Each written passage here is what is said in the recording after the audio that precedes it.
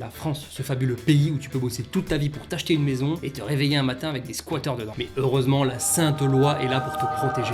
Si tu crois vraiment que la loi est de ton côté, c'est que t'as pas encore compris dans quel délire tu vis. Alors avant qu'on enclenche une nouvelle fois la loi française, abonne-toi et laisse un like. En France, la propriété privée est morte. Si des squatteurs s'installent chez toi, c'est eux que la loi républicaine protège et pas toi, le propriétaire des lieux. Tu voudrais récupérer ta maison, logique, bonne chance. Il te faudra des mois, voire des années de procédure. Pendant ce temps, ces parasites vivent à tes frais, détruisent ta propriété et toi, tu les regardes impuissants. Bien sûr, si t'as un crédit, tu dois continuer de le payer et évidemment, il faudra régler tes factures d'eau et d'électricité. Il ne faudrait quand même pas que les squatteurs manquent de quelque chose, voyons. Côté américain, c'est beaucoup plus simple. Tu t'invites chez quelqu'un sans permission, piou piou, c'est réglé. Là-bas, on appelle ça la Stand Your Ground Law. Parce que chez eux, la propriété privée, c'est sacré et si tu la violes, tu prends tes responsabilités. Oh ben, tu vois l'âge.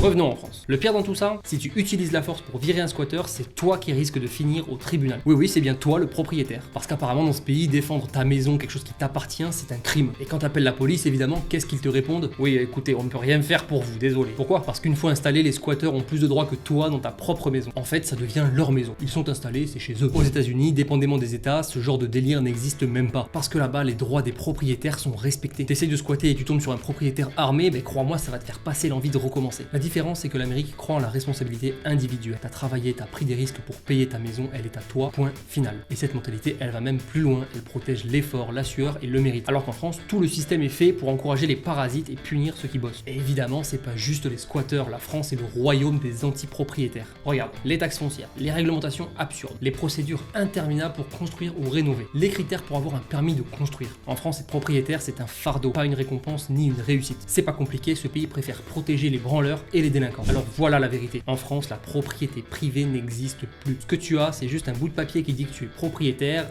jusqu'à ce que quelqu'un vienne te le voler avec la bénédiction de l'État. Alors va vite vérifier qu'il n'y ait pas de squatter chez toi, mais avant de partir, n'oublie pas de t'abonner et poser ton like. C'était la Reine Necri. Yeah!